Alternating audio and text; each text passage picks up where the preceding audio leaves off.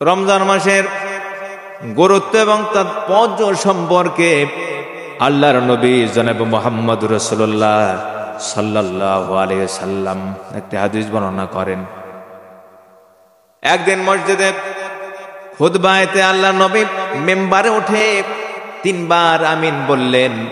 আমিন তিনবার উল্লেখ করলেন। সাহাবী কেরামগণ নবী সাল্লাল্লাহু আলাইহি সাল্লামকে নামাজ শেষে প্রশ্ন করলেন, ইয়া রাসূলুল্লাহ, ইয়া হাবিবাল্লাহ, আপনি কোনোদিন এই কাজটি করেন না, আজকে কেন করলেন? আজকে আমরা দেখলাম আপনি মসজিদের মেম্বারে উঠেই তিনবার আমিন বললেন, কারণ কি? আল্লাহর নবী সাহাবী কেরামদেরকে বললেন, হে সাহাবীরা, আমি যা দেখি তোমরা তা দেখতে পাও না, আমি যা জানি তোমরা তা জানো না। জেনে রাখো, আজকে আশ্চর্য একটি ঘটনা ঘটেছে। এই মুহূর্তে হযরত জিবরাইল আলাইহিস সালাম এসে আমাকে উপদেশ দিলেন, নসিহত করলেন, ওয়াজ করলেন, বললেন তিনটা কথার উপদেশ দিলেন, তিনটা বিষয়ে তিনি নসিহত করলেন, উপদেশ দিলেন।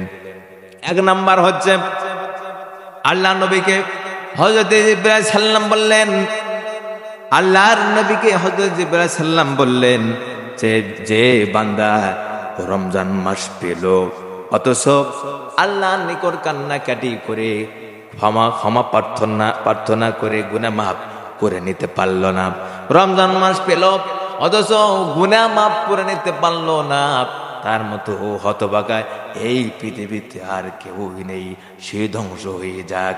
সঙ্গে সঙ্গে জিবরাইল সাল্লাম বলার সাথে সাথে আমি তার সাথে বললাম আমিন। সাহাবী কেরামগণ বলেন, ইয়া রাসূলুল্লাহ, ইয়া হাবিবাল্লাহ, প্রথম আমিন আমরা বুঝলাম, দ্বিতীয় আমিন কেন আপনি বললেন?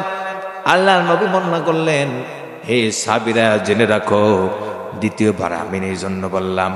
জিবরাইল সাল্লাম বললেন, হে নবী, আমি আপনাকে দ্বিতীয় উপদেশ দিয়ে দিলাম, সেটি হচ্ছে যে ব্যক্তি পিতামাতা জীবিত অবস্থায় পেল, পিতামাতা জীবিত অবস্থায় তার সামনে পেল, অথচ খেদমত করে, তাদের খেদমত করে আল্লাহর জান্নাতে হতে পারল না, আল্লাহর সন্তুষ্টি অর্জন করতে পারল না, পিতামাতা পাওয়ার পরও খেদমত করলো না, ওই ব্যক্তিটি ধ্বংস হয়ে যাক। সঙ্গে সঙ্গে আমি বললাম আমিন। আল্লাহর নবী সাহাবীরা বললেন, ইয়া রাসূলুল্লাহ, ইয়া হাবিবাল্লাহ, বুঝতে পারলাম তিনবারে আপনি তৃতীয়বার কেন আমিন বললেন, একটু আমাদের কাছে বর্ণনা করেন। আল্লাহ নবী জনাব মুহাম্মদ রাসূলুল্লাহ সাল্লাল্লাহু আলাইহি সাল্লাম বললেন, হে সাহাবীরা, জেনে রাখো, তৃতীয় নম্বরে আমিন আমি কেন বললাম? আল্লাহ নবীর কাছে জিবরাইল সাল্লাম বর্ণনা করলেন, ইয়া রাসূলুল্লাহ, ইয়া হাবিবাল্লাহ, আপনার নাম শোনার পরেও যে বান্দাটা সাল্লাল্লাহু আলাইহি সাল্লাম না বলে, দরুদ সালাম না করে, দরুদ সালাম না পৌঁছায়, ওই বান্দা যেন ধ্বংস হয়ে যায়। সাথে সাথে আমি বললাম আমিন। এই অত্র হাদিস যারা প্রমাণিত হয়, যে ব্যক্তি রমজান মাস পেল অথচ আল্লাহর নিকট সিজদা দিয়ে রোজা রেখে আল্লাহর সন্তুষ্টি অর্জন করতে পারল না, গুনাহ মাফ করে নিতে পারল না, সে অবশ্যই ধ্বংস হয়ে যাবে। তার মতো কপাল পোড়া আর পৃথিবীতে কেউ নেই। আমাদের মধ্যে অনেক ব্যক্তি রয়েছে, অনেক মুমিন বান্দা রয়েছে যারা বলে, ঈমান আমার ঠিক আছে, নামাজ না পড়ি, রোজা না রাখি, আমার ঈমান ঠিক আছে। এই হাদিস যারা প্রমাণিত, তারা অবশ্যই ধ্বংস হয়ে যাবে। রোজার প্রকৃত শিক্ষাকে আমাদের জানা দরকার। আল্লাহ রাব্বুল আলামিন বলেন, লাআল্লাকুম তাত্তাকুন, রোজার প্রকৃত শিক্ষা হচ্ছে তাকওয়া অর্জন করা। তাকওয়া মানে খোদাভীতি অর্জন করা। যে ব্যক্তি রোজা রাখলো সে তাকওয়াবান হয়ে যাবে। তাকওয়া কাকে বলে? আসলে তাকওয়া কি? তাকওয়াটাকে হলো খোদাভীতি, আল্লাহর ভীতি, আল্লাহর ভয়।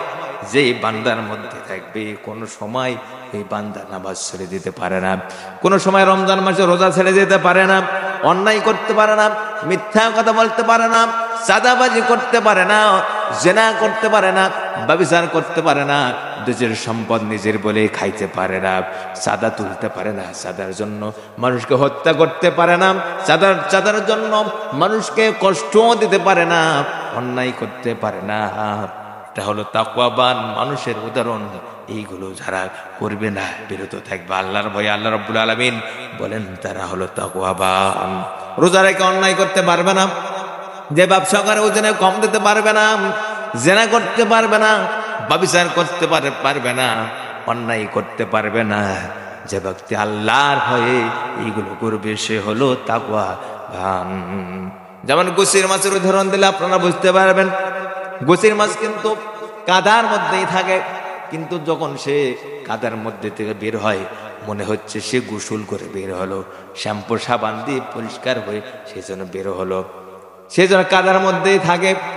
এই তাকওয়ার উদাহরণ গোসির মাছের সাথে তুলনা করা হয়েছে, কারণ এই সমাজে অসংখ্য অন্যায় থাকবে, অসংখ্য অনিসলামিক কার্যকলাপ থাকবে, কিন্তু এর মধ্যে যারা নাকি মুমিন বান্দা হবে তারা কোনো সময় কাদার মধ্যে থেকেও কাদা শরীরে লাগতে দেবে না, জেনার কাদা শরীরে রাখতে দেবে না, চাঁদাবাজির কাদা শরীরে রাখতে দেবে না, মিথ্যা নামক কাদা শরীরে রাখতে দেবে না, জেনা নামক কাদা শরীরে রাখতে দেবে না। এই কাদার মধ্যে থেকেও যে ব্যক্তি নিজেকে হেফাজত করবে, আল্লাহ রাব্বুল আলামিন বলেন তারা হলো তাকওয়াবান। আর রোজা ওই বান্দাকে তাকওয়াবান শিক্ষা দেয়। এই জন্য আল্লাহর ভয়ে আমাদেরকে রোজা রাখতে হবে। রোজা রাখলে পরে অনেকগুলো উপকার রয়েছে। আজকে কোরআন রিসার্চ করছে বিজ্ঞানীরা, কোরআন রিসার্চ করে একের পর এক কোরআন থেকে বিভিন্ন ওষুধপত্র আবিষ্কার করছে। বিজ্ঞানীরা আজকে আবিষ্কার করেছে যে ব্যক্তি রোজা রাখে, যে ব্যক্তি রমজান মাসে রোজা রাখে, আজকের ডাক্তারেরা প্রমাণ করেছে কোরআন রিসার্চ করে ওই ব্যক্তির দেহ আর মন সব সময় পরিষ্কার থাকে। বলি সুবহানাল্লাহ। বডির মধ্যে যত পার্টস গুলো আছে, পার্টস গুলো আল্লাহ রাব্বুল আলামিন ওই বান্দার জন্য রোগ ব্যাধি মুক্ত রাখে। শুধু কি তাই, একটি বছর পরে মাহে রমজান মাসে যখন কোন বান্দা রোজা রাখে, এই রোজা রাখার কারণে তার শরীরে কোনোদিন ক্যান্সার হয় না, পাকস্থলী পরিষ্কার হয়ে যায় রোজা রাখার কারণে, ব্রেন পরিষ্কার হয়ে যায়, ব্রেন সতেজ হয়, শরীরটা নিজেই ভালো হয়ে যায়। আর আরেকটি মহা ঔষধ হলো যে ব্যক্তি রমজান মাসে রোজা রাখবে, এই বিজ্ঞানীরা আজকে প্রমাণ করেছে, কোরআন দ্বারা তারা প্রমাণ করেছে, হাদিস দ্বারা প্রমাণ করেছে, ওই ব্যক্তির ডায়াবেটিস আর রোগ হবে না যদি সঠিকভাবে রোজা রাখে। এজন্য আমরা অবশ্যই রমজানুল মুবারাকে রোজা কাজা করব না, রোজা রাখবো।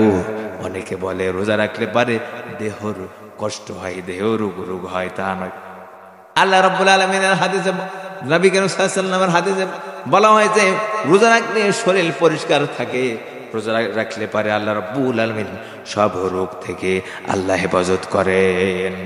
যেমন ভাবে রোজা হচ্ছে একটা বডির যাকাত, রোজা হচ্ছে একটা বডির ওষুধ। যেমন ভাবে অর্থের ওষুধ রয়েছে, যাকাত রয়েছে, ফসলের ওষুধ রয়েছে, অর্থের যাকাত রয়েছে, তেমনি ভাবে একটা বান্দার ওষুধ বা যাকাত হচ্ছে, বডির যাকাত হচ্ছে রোজা। যে ব্যক্তি রমজান মাসে রোজা রাখলো সে ব্যক্তি তার নিজের বডির যাকাত আদায় করলো। রমজান মাসে রোজা রাখলো না, ওই ব্যক্তিটি তার শরীর পবিত্র করলো না। রোজা রাখলে পারে তার শরীরের যাকাত আদায় হয়, রোজা না রাখলে পারে তার শরীরের যাকাত আদায় হয় না। এখন আমরা অবশ্যই রমজান মাসে অবশ্যই আমরা রোজা রাখবো।